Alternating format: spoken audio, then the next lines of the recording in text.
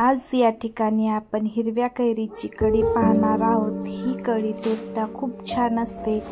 उन्हाळा आलं की हिरव्या कैऱ्या बघितले की तोंडाला पाणी सुटतं। मग नवीन रेसिपी आपल्याला आठवतात काय करायची। त्यावेळेस उन्हाळ्यात तुम्ही हिरव्या कैरीची कढी तुम्ही नक्की ट्राय करा। ही टेस्टला खूप छान असते आणि आरोग्यासाठी खूप छान असते।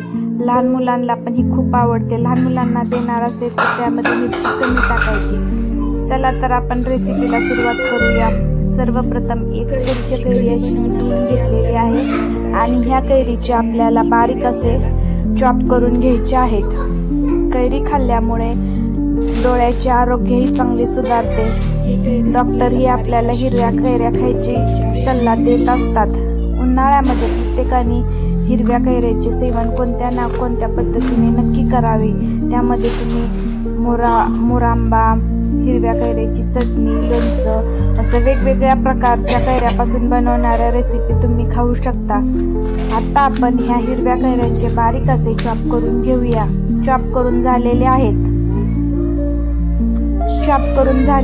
आपण आता हे चॉप मिक्सरच्या भांड्यामध्ये टाकणार आहोत। त्यानंतर आपल्याला ओल्या खोबऱ्याचा तुकडा घ्यायचा आहे आणि तेही बारीक असे कट करून घ्यायचे आहेत।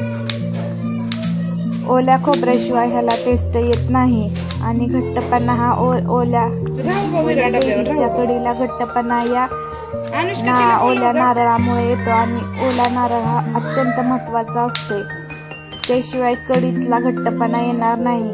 आता ओल्या खोबऱ्याचे पण काप करून झालेले आहेत।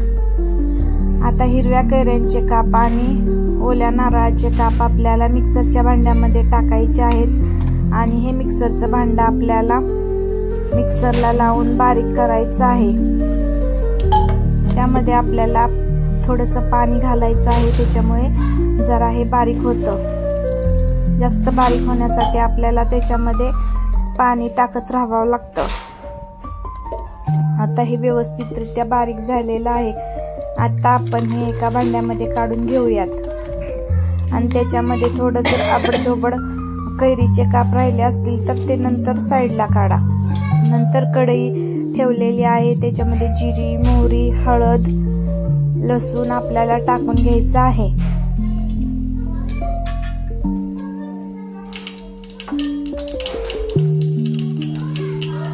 आणि नंतर आपल्याला त्यामध्ये कढीपत्ता टाकायचा आहे।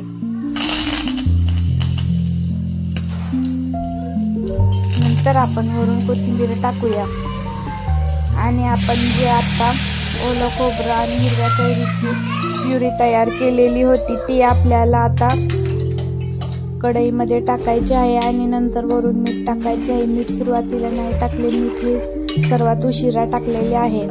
तुम्हाला आमची रेसिपी कशी वाटली ते नक्की सांगा। ही खूप छान अशी हिरव्या कैरीची कढी झालेली आहे। तुम्ही जर या चॅनलवर नवीन असाल तर तुम्ही आमच्या चॅनलला सबस्क्राईब करा आणि आमची रेसिपी आवडल्यास लाईक आणि शेअर नक्की करा। धन्यवाद।